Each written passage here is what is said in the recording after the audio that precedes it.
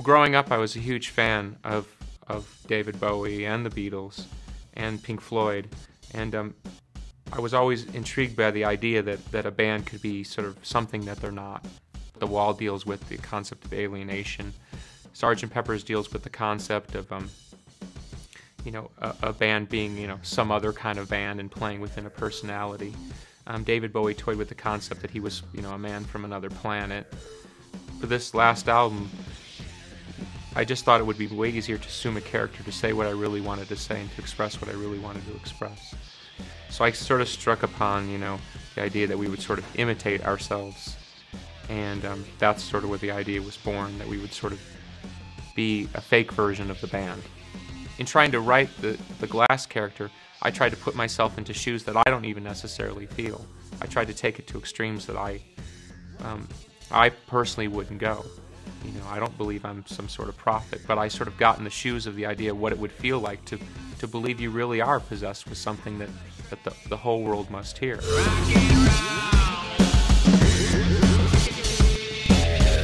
I saw the fan participation as a critical element of making this whole idea work. If the fans hadn't become so intrigued with the story and there hadn't been so much activity on the internet, this animated series never would have happened. And in essence, this is like the ultimate interactive experience. We allowed fans to come into a part of our world that most bands would never allow access to. As much as fans have participated in the story and tried to figure out the mysteries that we laid before them, they still don't really sort of understand the flesh and bones of it. They see it as sort of a fairy tale, but it's not really a fairy tale. It really is a fable in the sense that it is about real things and real people. Behind every part of the story is an actual sort of, both success and tragedy. It's our own sort of behind the music, and I guess fittingly so, better as cartoon characters than real people.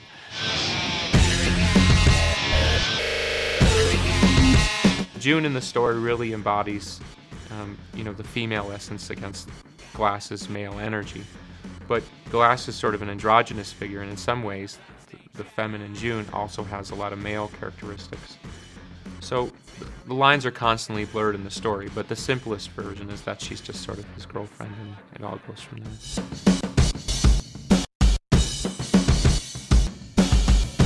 What we're going to try to attempt to do with the animated music is to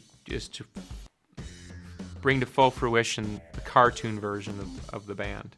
In some ways, when the band was making the Machina album, we didn't probably do as good a job as we could have to completely fulfill the story part because we were still worried about being the Smashing Pumpkins.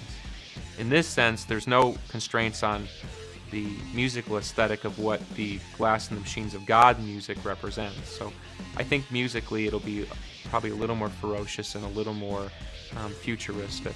I'm going to bring in outside people to remix some of the Pumpkins music, bringing in some of the older songs because conceptually they do fit in the story. And we're also hoping to bring in some other artists to cover some of the Pumpkin songs to bring a little more perspective. Because there's songs in Machina 1 and Machina 2 where I'm actually singing the female sort of versions of the songs. They're really more written from a female perspective. So I think some of the songs sung from a female perspective would actually make a lot more sense in the story.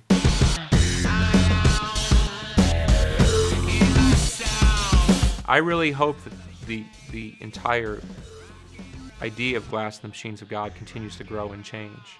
I don't see it as a finite process, and I believe the story is still being written. I think that over time the story will actually grow in people's minds. I think it's a very hyper world right now, and it's hard for people to actually take pause and see the depth of this whole project. But I think the idea of a band using its website to bring in interactivity with the band's actual reality, not just some sort of serving thing where you put up some pictures and send them a couple records every once in a while, but where the fans actually became part of the band and the construct of the band. I think this is something that's going to become more and more a part of rock and roll, because rock and roll is always bigger than the artists anyway, and it really is about the energy of the fans, and the fans at some point are not going to be satisfied with just being able to go to a concert once every 2 years and buying some CD or downloading some tracks every time somebody feels like putting them out. I think ultimately fans are going to own the bands, not the other way around. It's been a real long time.